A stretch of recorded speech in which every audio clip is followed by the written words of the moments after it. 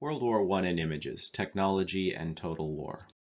When World War I started, people really did not know what they were going to get into. A few of the generals had played with the new weapons and they had some idea what might happen, but in general, the cultures and the politicians, and even most of the generals, were not actually aware what was going to happen, given the new technologies that the war would put into play. Here you see a picture that kind of exemplifies that right at the early part of the war, perhaps before the war. And you see some German cavalry troops, either on maneuvers or perhaps moving in real life to the front. And one of the things you see here is a whole lot of technology that's not going to get used. These people have lances, the kind of spears that they're holding there, which are designed to hunt down fleeing soldiers. Some of these men are carrying swords. They have the German like pointy helmet thing from World War I that's obviously not going to be terribly useful in a war. And you have horses. And horses are not going to do well in World War I. They are going to make you too tall, and the machine guns will be able to hit you easily. And they also would be vulnerable to gas. They would be difficult to feed at the trenches. Horses would panic and go nuts, given all of the artillery shelling. So everything you're seeing here is kind of the dream that people imagined war would look like as World War I broke out. And it is also something that was completely irrelevant in Western Europe within the first few months of the war beginning. It's not to say that horses were irrelevant everywhere. In places that had big open territory, for instance, parts of Russia during World War I, and particularly here in the Middle East or Southwest Asia, Arabia, Palestine, and places like that, where you had a lot of open desert, horses and camelback cavalry were somewhat useful. This image is always fascinating to me because I think it captures a bunch of the elements of the war that point out that whoever took this picture was probably, in my mind, being ironic, either that or had no idea what was going on. So you still see the lance that this guy is carrying, and it's actually also a flagpole, so it's not clear this is actually a practical lance. He's on horseback, obviously, and the key part, of course, is he's wearing a gas mask, and the gas mask is not something you would wear on horseback. There's no way you could see well enough. It would just be very disturbing to have a gas mask while you're riding a horse, and very importantly, the horse is not wearing a gas mask, so if gas does strike, the horse is going to immediately collapse, fall on you, throw you off the horse. It's just not a practical thing to take a horse into a gas fight.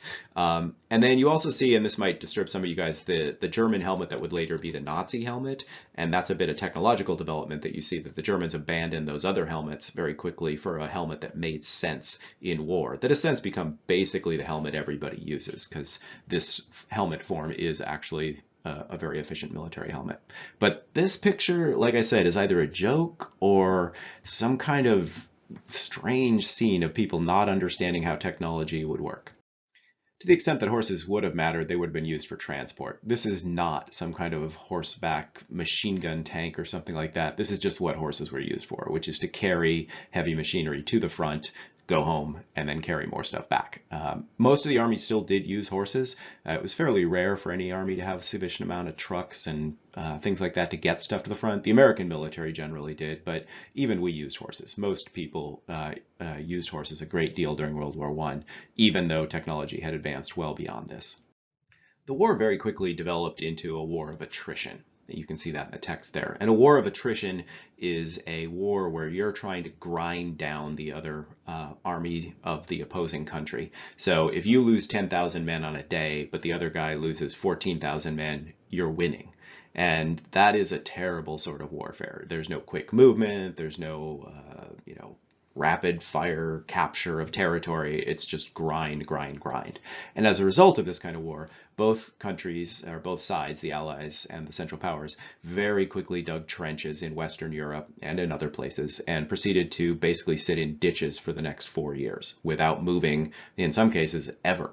During the entire war. What you're seeing here is kind of a model trench. You see this really neat kind of Martha Stewart-y like woodwork to keep the mud that is actually the side of this from coming into the trench and crushing these guys. You see some more over here. You see some very neat sandbag work here, and then you see some really like very regular and kind of nice sandbag work interspersed with metal plates that can obviously be brought down so people can look out.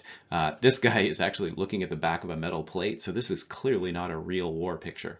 I would guess, especially since these guys are kind of laughing, that this is either a training picture or a propaganda picture, showing like what you're supposed to do, and probably to make the people back at home feel a little better about the trenches they had heard about, so that they would imagine this kind of nice, neat trench. And these guys, unfortunately, however, are doing something fairly gross, which is they are probably hunting for lice, which was something people had to do every day, all the time, because lice were a constant problem because of the rats and various other things that would live in the trenches alongside you, which happen in places of filth. So this is the best possible trench you can imagine, and even there, guys are digging out lice. And this slide shows what a trench was really like, and it's a lot less pleasant.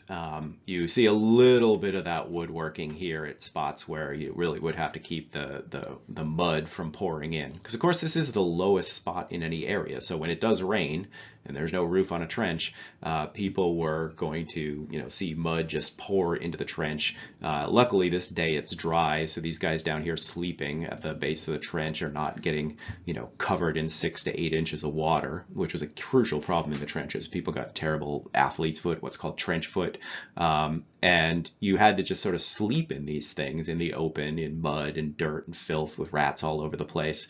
If there was a really heavy amount of fighting and you had dead bodies around here, you would sometimes have to bury them in the base of the trench for a while, or sometimes permanently, depending how badly your army was doing. And when it would rain, the bodies would float up through the mud as they kind of decomposed and filled with gas. Sometimes people buried people in the sides of the trenches, and their hands would stick out and things like that. So this is not the way you wanted to see the war if you were a family member of somebody in World War I. This is the weapon that made it all happen, made those guys sit in those trenches for years on years. This is the Maxim machine gun, which had been invented in, I believe, the 1880s, 1890s, and by 1914 was basically perfect. It's still a functional weapon. The basic machine gun is a very simple and efficient device for murdering people. And what you're seeing here is, a fairly heavy little weapon. It has belt-fed bullets, which can basically shoot until the barrel melts. To keep the barrel from melting, you have a water jacket around the barrel, which, will steam off. Does mean you have to have some water around, but other than that, you can just kind of shoot for a very long time until the thing melts. And it shoots 621 shots per minute. So, you could just sit there and just basically like that and kill everybody running at you, anyone moving, which is why everyone had to spend all their time living in those trenches.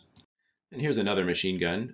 This one also shows men in gas masks. So one of the ways that the armies tried to defeat the trenches was to use poison gas, which is usually heavier than air, and therefore even if you missed a shell firing into the trench, the gas would seep down into the trench and everyone would have to shove on a gas mask like you're seeing here.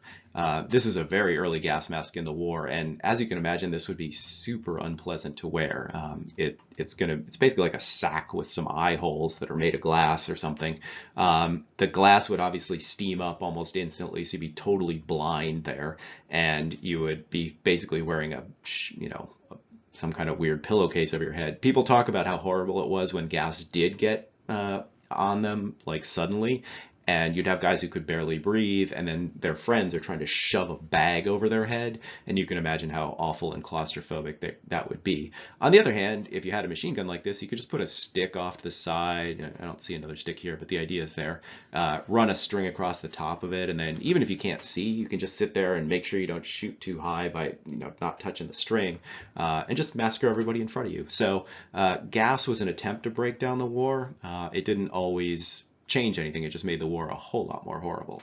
In order to make the gas and the machine guns work better, you used an old invention from the Industrial Revolution, barbed wire, which people used probably hundreds of thousands, if not millions of miles of during the war. And you'd basically just put barbed wire out in front of your trench. So if the other guy tried to attack, he would get caught up in the barbed wire, which would allow you to machine gun him more easily because he's slowed down. Or if he got caught up there and then you gassed him or chucked a grenade at him, he wouldn't be able to get away. So barbed wire and gas and machine guns and trenches really do define this war. Here you see an aerial image of a gas attack, and what you're seeing here is a line of shells that have been fired by artillery. This is the line right here, and they've chosen a day where the wind is presumably blowing away from their own trenches. These actually might be trench lines. I'm not sure given the perspective. This might also be guys marching, but that seems somewhat unlikely. So I'm not really sure what this is, but this is definitely a gas line. And the gas is blowing towards the other guy's troops. So, and this also shows you that there were aircraft because this is an aerial picture. And here is the result of a gas attack. Gas basically would do all sorts of things depending on which kind of gas it was, but it was mainly designed to ruin anything that would be liquid or wet on your body.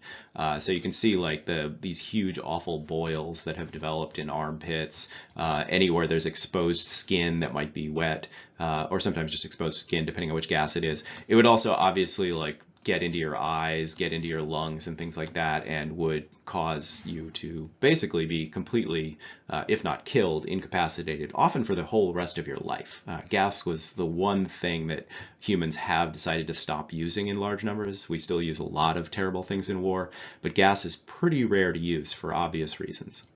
Here you see a sight that kind of haunted a lot of people in their memories of World War I, which is people who've been blinded in a gas attack who are forming this kind of daisy chain of people. One guy in the front can see and everybody else is just being walked away from the front. And you can see the people in the background looking on and imagining themselves in this line.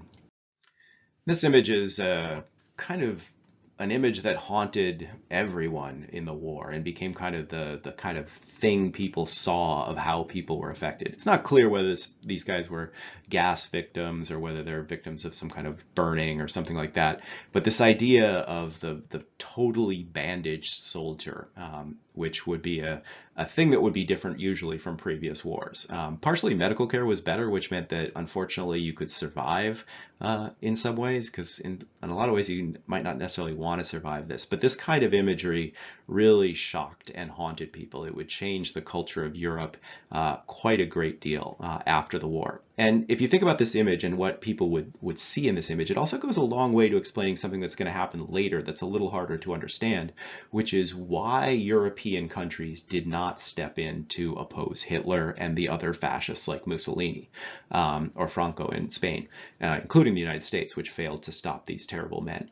And one of the things that happened there is not that the Europeans or political leaders were these cowards or people who loved fascism. It's just that this kind of image was stuck in their head and they were determined not to do another war like this. And unfortunately, that meant that someone who was willing to do another war like this, Franco, Mussolini, Hitler, would have a lot more room to run than they might otherwise have had. So the horrors of World War I really do make it possible for someone like Hitler to get a lot farther than they should ever have been allowed to get. This is an example of one of the military technologies that expanded very rapidly. I mean, World War I gave us a lot of cool toys, including non-military ones, medical advances, all kinds of other stuff, aircraft.